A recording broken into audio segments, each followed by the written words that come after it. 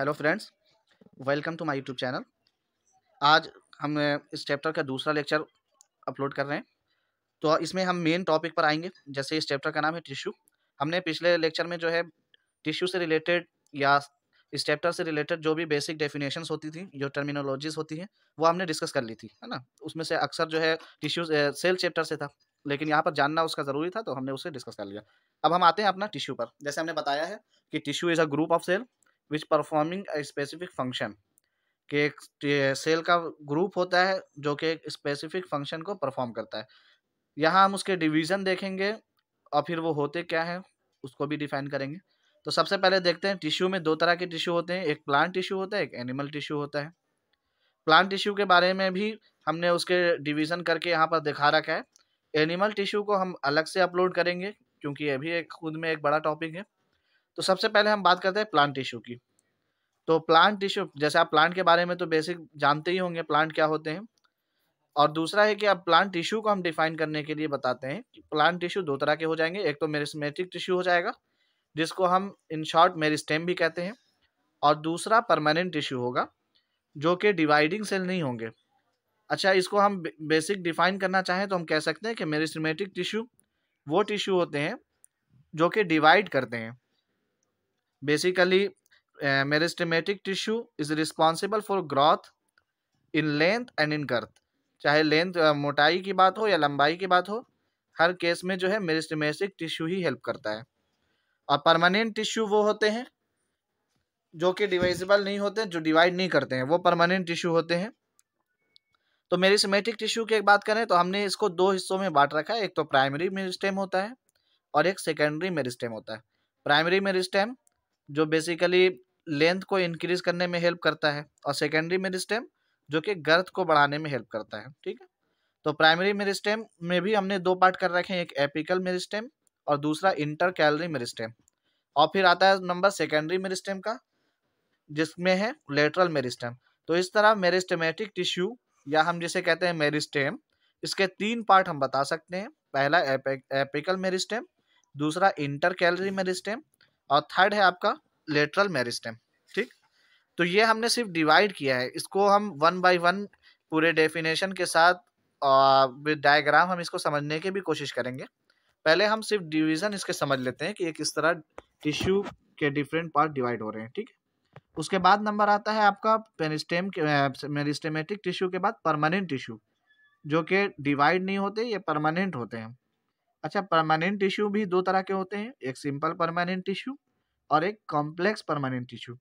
बात करें अगर सिंपल परमानेंट टिश्यू कि what is simple permanent tissue, तो बहुत ही बेसिक तरीके से हम बता सकते हैं कि सिंपल परमानेंट टिश्यू वो टिश्यू होते हैं जो सिमिलर टाइप ऑफ सेल से बने होते हैं। यानी एक तरह के, जैसे आपने टिश्यू में पढ़ा था कि tissue is a group of cells. अच्छा, ग्रुप ऑफ सेल्स में इट माइट बी पॉसिबल कि वो सेम टाइप के हों, माइट बी पॉसिबल वो डिफरेंट टाइप के सेल से मिलकर बने हों। अच्छा, अगर वो सिंपल परमानेंट है तो इट शुड बी अब सेम टाइप ऑफ सेल, यानी इसमें एक ही टाइप के सेल्स पाए जाएंगे, तब वो कहलाएगा सिंपल परमानेंट टिश्यू। लेकिन बात करें कॉम्प्लेक्स परमानेंट टिश्यू की, तो कॉम्प्लेक्स परमानेंट टिश्यू वो टिश्यूज होते हैं जो डिफरेंट टाइप ऑफ सेल से बने होते हैं। ठीक है, यहाँ तक बात हो गई। उसके बाद हम बात करते हैं सिंपल परमानेंट टिश्यू कितने तरह के होते हैं। तो यहाँ आप देख रहे होंगे, यहाँ मैंने तीन पार्ट दिखा रखा है, पैरेनकाइमा, कॉलेनकाइमा एंड स्क्लेरेनकाइमा। ठीक है। और कुछ किताबों में आपको एरनकाइमा, क्लोरेनकाइमा ये सारे भी मिलेंगे। तो वो मैंने बता रखा है कि देखिए बेसिकली एरनकाइमा और chlorenchyma is a type of parenchyma. वो किसके पार्ट है? पैरेनकाइमा के। तो इसलिए मैंने पैरेनकाइमा को दो हिस्सों में डिवाइड कर रखा है, एक एरनकाइमा और एक क्लोरेनकाइमा। और दूसरा है आपका कॉलेनकाइमा, और थर्ड में है स्क्लेरेनकाइमा। और स्क्लेरेनकाइमा भी दो तरह के होते हैं, एक फाइबर्स और स्क्लेरिड्स। ये आपको नेक्स्ट लेक्चर में इसके और अच्छे तरीके से समझाया भी जाएगा, और जिसके और डिविजन जो हो पाएंगे वो भी किया जाएगा। ठीक है। यहाँ बस एक फ्लो चार्ट में समझाने की कोशिश की गई कि बेसिकली टिश्यू किस तरह डिवाइड होता चला जा रहा है। ठीक है। दूसरा है आपका कॉम्प्लेक्स परमानेंट टिश्यू। फिर मैंने इसमें कॉम्प्लेक्स में भी दो पार्ट बता रखा है, एक जाइलम और फ्लोएम। अच्छा, इसके जाइलम और फ्लोएम के भी और पार्ट्स होंगे। जब हम जाइलम और फ्लोएम को डिस्कस करेंगे तो वहां पर इसके पार्ट्स भी डिस्कस करेंगे कि ये किस तरह होते हैं, क्या क्या होते हैं। ठीक है। तो इस फ्लो चार्ट में आप क्या देख रहे हैं, कि टिश्यू 2 तरह के होते हैं, एक प्लांट टिश्यू होता है, एक एनिमल टिश्यू होता है। प्लांट टिश्यू में भी मैंने 2 पार्ट लिख रखे हैं, मेरिस्टेमेटिक टिश्यू जिसको हम सिंपली मेरिस्टेम कहते हैं, और second thing is permanent tissue जो कि डिविजिबल नहीं होते, परमानेंट होते हैं जिसके सेल्स। दूसरा हमने फिर बताया कि मेरिस्टेमेटिक टिश्यू भी 2 तरह के होंगे, एक primary meristem and second is secondary meristem.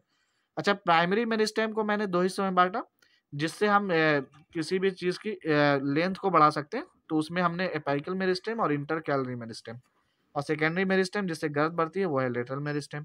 अच्छा, परमानेंट टिश्यू को फिर मैंने बांटा simple permanent tissue, complex permanent tissue. Simple permanent tissue के बारे में मैंने आपको बताया कि सिंपल परमानेंट टिश्यू एक टाइप ऑफ सेल्स के ग्रुप होते हैं, यानी वो सेल्स से बने हो, यानी टिश्यू उन सेल से मिलकर बना हो जो सेम टाइप के हो, तो वो सिंपल परमानेंट है। अगर डिफरेंट टाइप ऑफ सेल से के कॉम्बिनेशन से बना हो कोई टिश्यू तो वो कॉम्प्लेक्स परमानेंट है।